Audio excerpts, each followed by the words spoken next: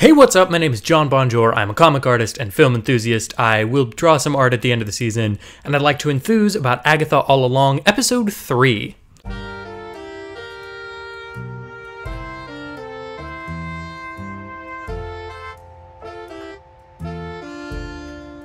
Alright, so right off the bat, this episode started and I was not sold, which is kind of strange because I really enjoyed the first two episodes, but the way that this one started, the pace was so off to me. It felt like it was just kind of meandering and doing nothing. If I'm being honest with myself, I think it was my fault. I don't think that the tone is all that different from the last two episodes. I think I expected it to start scarier or spookier or feel a little bit more Halloweenish. You can't go into a show hoping that it'll do exactly what you expect. That is a stupid way to consume creative media just across the board. If you're going in based on your expectations and not letting the show or movie or whatever it is become what it is and show you what it has to say, just make the thing you want to watch, because you're not going to like the thing that it is. You're not open-minded, and that's me. I'm talking to me in the past tense. But I expected something a little bit different from the start of this episode. It's slower and less exciting than I expected it to be, and again, that's on me. However,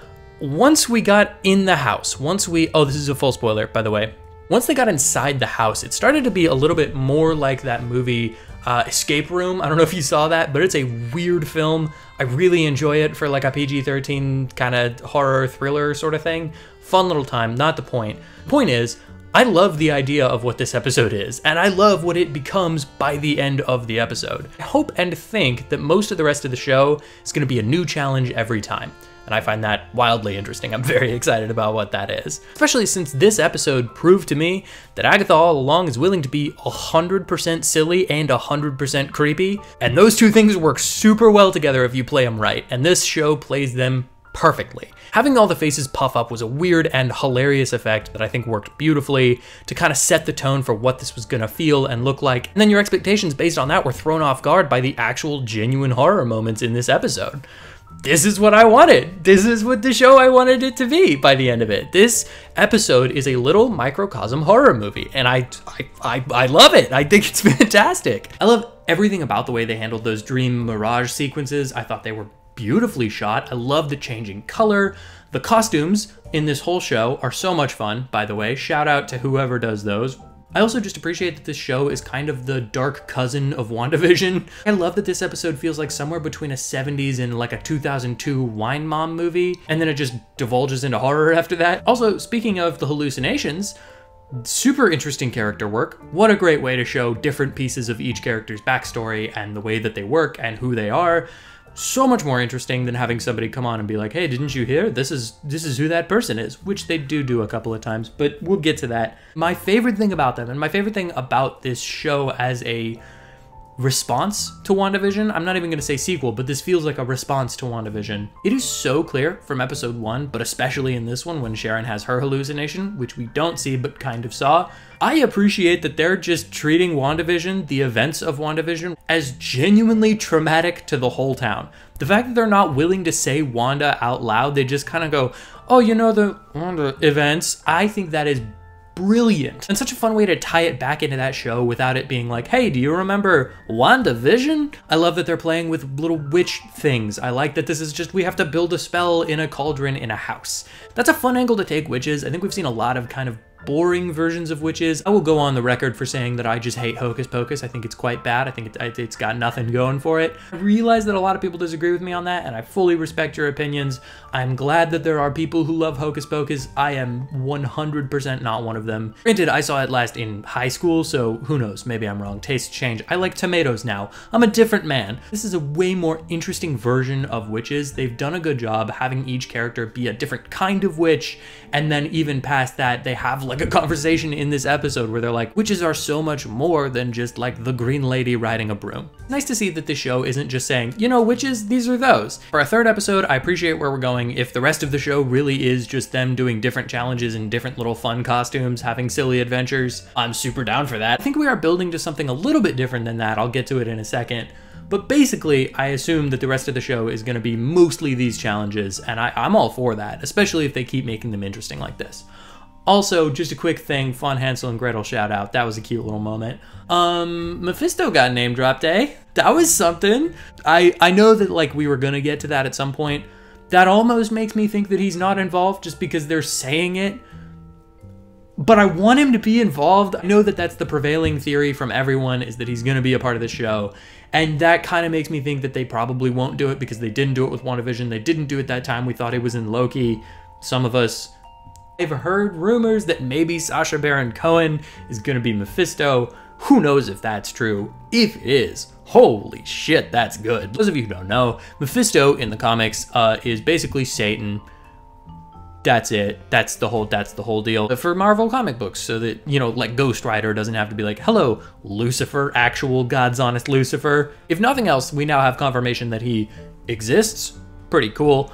One little thing about the episode that I didn't completely love, and I'll get to why in a second, but I think that they're building towards something, and having Deborah Jo Rupp's character, Sharon, who dies in the episode, having her die after Agatha specifically, but the Coven and Agatha try to save her, bring her back onto the Witch's Road, I think is a little bit gonna go against what the point of the show is, if I'm right about where we're going in this. This is not a theory that is particularly new. I've seen it kind of bounced around in other places, but it does, just from a story perspective, seem like where we're going. Actually, you know what? Screw it. We're going into John's Theory Corner. John's Theory Corner, here we are. What a beautiful magical journey we've taken to get to here. Huge spoiler if I'm right, if the internet and I are right. It's kind of the natural conclusion of where we're going, especially after Sharon's death. But big spoiler, if you don't already have a theory on where we're going and you don't want to know or don't want to have that thought going forward, tune out, skip a couple, whatever you gotta do. I think that this show is going to systematically kill off all of Agatha's friends until the final end of the show. She has to make a decision, which is the opposite of her original decision to get the Darkhold, which is to sacrifice power for her friends, where she sacrificed her loved one for power last time, if we're to believe what we're told. I'm not entirely sold, by the way, that Agatha actually walked the Witch's Road before, because she's been real uncertain about a whole lot of shit these episodes, especially killing Deborah Jo Rupp off like that. I don't think you would do that if you didn't have a purpose. That seems wild, but what do I know? They killed Maria Hill in Secret Invasion for pretty much nothing. The thing that bothers me is that the point of the show is going to be Agatha was heartless, Agatha was cruel, and now she has to give up the thing that matters most to save them. That doesn't really work if she tried her very hardest to save them throughout the episode. Even though she didn't really want to, her trying to save Sharon at the end of the episode kind of goes against the character that they've portrayed in the moment. Granted, again, it's not a huge deal. It's just the one thing about the episode that I was a little uncertain on. It feels strange for so much time and attention to be on that, if that is where we're going. This could all mean nothing if that's not where we're going and they just wanted to get Deborah Jo Rupp off the show for some reason. Who knows? Other theory thing, and this could be nothing, but it did seem like they were hinting around the idea that Joe Locke is actually her son, which is totally possible. It's also still possible that he's Wiccan and Wanda's son and all that. My theory is that it's kind of both. I think the Darkhold took her son. I also think that the Darkhold took Wanda's children with it when it died. Because in the comics, the Darkhold created her children, and I think it kind of seems logical that the Darkhold would be connected to her children in some way. So I think it's entirely possible that it sort of fused Agatha's kid with Billy, Wanda's kid, and then he's still gonna be Wiccan. He's gonna be, you know, kind of both. It's entirely possible that it fused Agatha's kid and Wanda's kid into one Wiccan. Who knows? Who's to say? He's Wiccan though, for sure, guaranteed. There's no way they give him the color palette, the look. They don't cast someone like Joe Locke if he's gonna be a nothing. Unless he's a Ralph Boner, he's not a Ralph Boner. So there's my thoughts on episode 3. I really loved it. That one thing with the Deborah Jo Rupp character felt a little off to me. Not a huge deal. I think everybody is absolutely killing it. I will miss her for the rest of the show. That sucks, unless she's not dead because it's witches and all that. I think she's dead though. But yeah, so I'm gonna miss her for the rest of the show. The rest of the cast is doing just spectacularly. It's cool that they're kind of slow dripping backstories and information. I'm invested in each of the characters, some to a lesser degree, but you know, who knows? Like, that could change within the next couple episodes. I'm loving the show and I can't wait to see where they go. What do you think so far? Thank you for watching this video and checking out my channel. If you'd like to hear more of my thoughts on movies, comics, TV shows, comic book TV shows, plants, who knows, witches, anything, hit the like button, hit the subscribe, and comment down below what you'd like me to review next, or do none of that because I am not your dad. And I did sort of say next. I meant next. Context clues, people.